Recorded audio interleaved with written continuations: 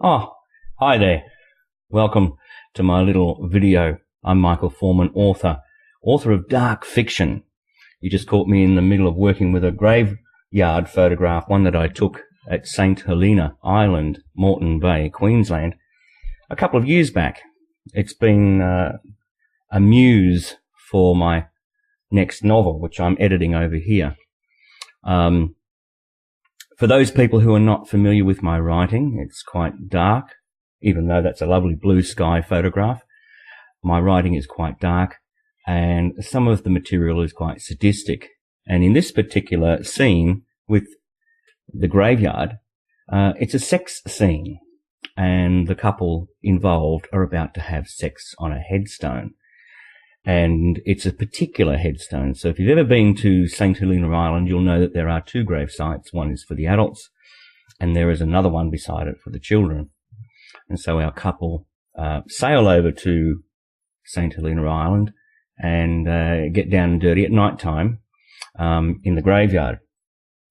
And it's what our villain does to his unsuspecting victim that is quite surprising and insidious. But that's kind of the way I like to write things. In fact, all of my books are like that. My first novel, Seethings, which if I just get you a copy here, there's one there. Seethings, as you see, it's a dark book, lots of black and white and red writing on it. On the cover here is a set of breasts behind a zipper, and not just on top of the breast there is a tiny little crucifix. Now, a lot of people miss the photograph, and we're about to change. I'm about to rebrand this book.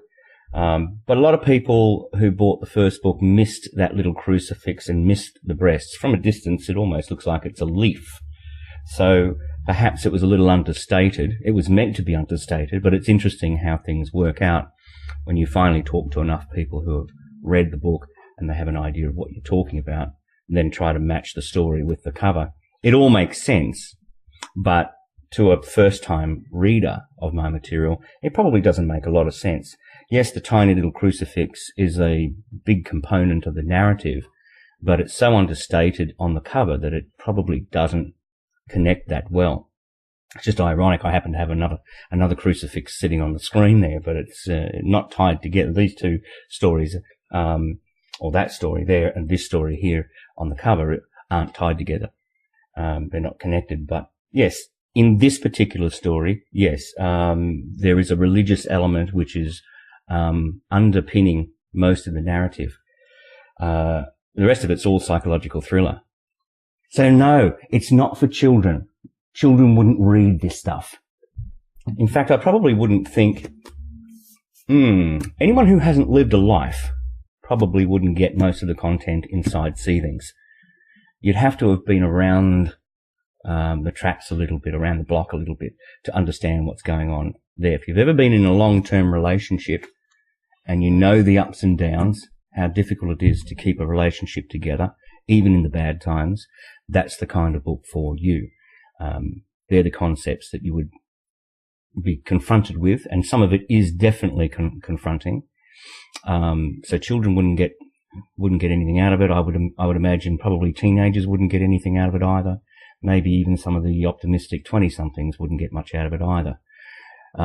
People who are up to, say, the age of 30 wouldn't have a clue. They're still full of hope and optimism, which is lovely to have, and great youthful energy, which I think we all need in our lives from time to time. But there is that cold, stark harshness of reality, which I think is just as pertinent, especially to adults who have been through divorce or perhaps a separation, or been through the ringer a couple of times, and know how difficult it is to keep living with kind of mental pressures, mental abuse, perhaps a little psychological twisting, perhaps a little bedroom abuse.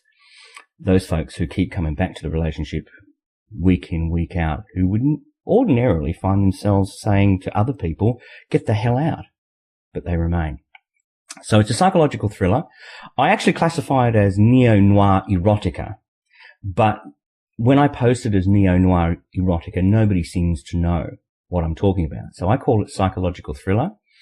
Other folks have called it a psychological thriller. Technically speaking, psychological thriller or thriller genres are usually from the investigative perspective of the story. You're coming in at the detective or the police, the investigating officer, and then you follow that to find the villain.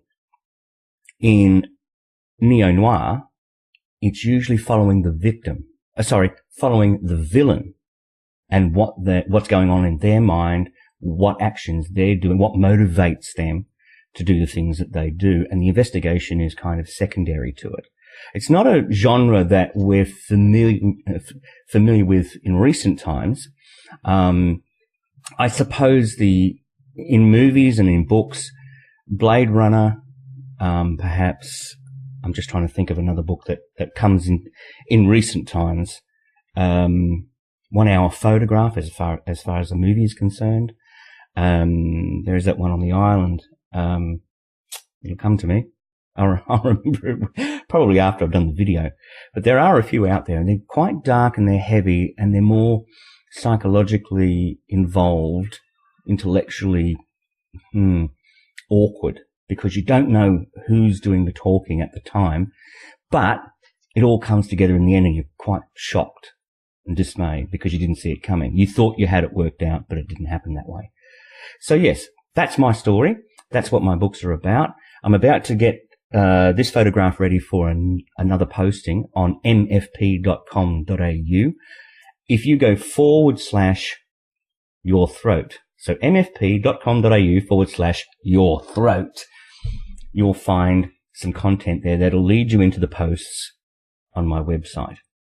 If you just come to mfp.com.au, you just see a front page at the moment. So mfp.com.au /your throat. And you can see some more of the content that's going on behind the scenes here. Also, my podcast, the Dirty Rabbit Hole podcast, is now being broadcast through iTunes. It's also available on the site. So if you come to my site at that address I just gave to you, you'll see what's going on there. But you can get it through iTunes. All you have to do is type in the words Dirty Rabbit Hole podcast, Michael Forman, if you want to attach that, and it'll come up through your iTunes catalogs or anywhere else you happen to get your podcast from, because I know that there are a lot of apps out there now for your phones that can collect all the information from iTunes and deliver it directly to your phone as they're being published. So yeah, you can have a listen to what's going on there. Plus also my YouTube channel, which is going to increase in time. I've only just started doing videos rather, and posting them to YouTube. And this is one of the first ones. You're actually being broadcast, believe it or not, filmed by a little toy drone. And I wish I had a photograph of it, but maybe in a later video I'll show you what I'm actually filming it on.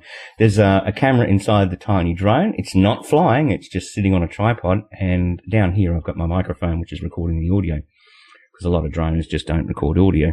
No point when you've got that buzzing sound going on. So anyway, have a look for my website, mfp.com.au /your throat. Come to my podcast at the Dirty Rabbit Hole podcast, and read my book. Read my book. Go on out and order yourself a copy. It's available on Kindle and as a paperback like it is here. And very shortly we're about to release 2 new novels which are written together to go with the 3rd novel as a trilogy. That's correct. You're seeing that right. 1, 2, 3. 3 books that are connected together. Do have the titles for them, but I'm not going to tell you just yet. That's a secret. You'll just have to wait. So come back again and have another listen. Thanks for dropping in on the dungeon. I'm going to go back into my little pit of despair here and start writing the next chapter of my post. So I'll see you later.